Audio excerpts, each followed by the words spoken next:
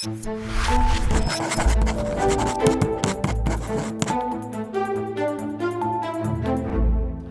several high-profile universities settled with the Trump administration and agreed to pay 8 and even 9-figure settlements, the headline understandably was that the president, using the campus Palestine protests as justification, withheld billions in federal funds for research. When some of the schools capitulated and wrote the checks, the thinking went that they were joining the media entities and the law firms that, despite the baseless allegations, decided fighting this White House was a losing enterprise, and they bent the proverbial knee.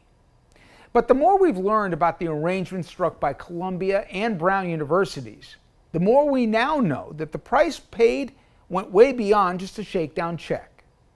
As part of the deal struck by those two universities, they will be compelled to give access to the standardized test scores and GPAs of all applicants, including their race. Trump, of course, sent out celebratory posts on Truth Social claiming, quote, "woke is officially dead at Brown and Columbia," end quote, whatever that means. But I'm going to try and translate here.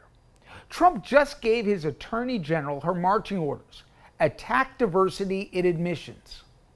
Now, even though the Supreme Court ruled against affirmative action in a case a few years ago, they did intentionally leave in the following language, and I quote again: colleges could still consider on a case-by-case basis an applicant's discussion of how race affects his or her life, be it through discrimination, inspiration, or otherwise, end quote.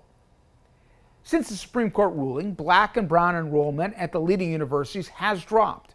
But this wiggle room in the language of their holding opinion still allowed them to apply rational considerations to the fact that academic opportunities are hardly equal for kids across this country. Trump, on the other hand, wants to do everything possible to advantage kids with the greatest advantages when it comes to testing prep, college prep, etc., etc. I will be interested, however, if Trump and by proxy Pam Bondi go after the legacy kids whose admittance was helped by mom and dad and alumni connections as well as huge donations. I'll take any bets if you want to take the over on that one. No, this has nothing to do with equity in admissions.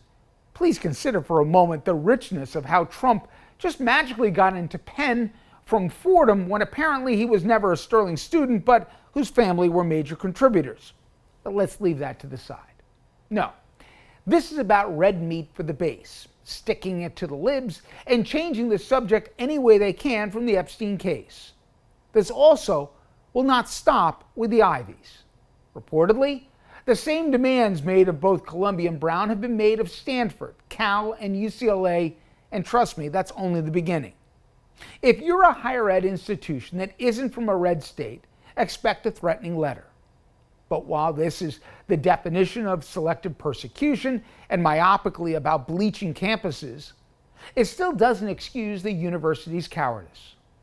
Now, I don't presume to fully appreciate the existential threats the schools feel from a Trump White House using the power of the purse to blackmail.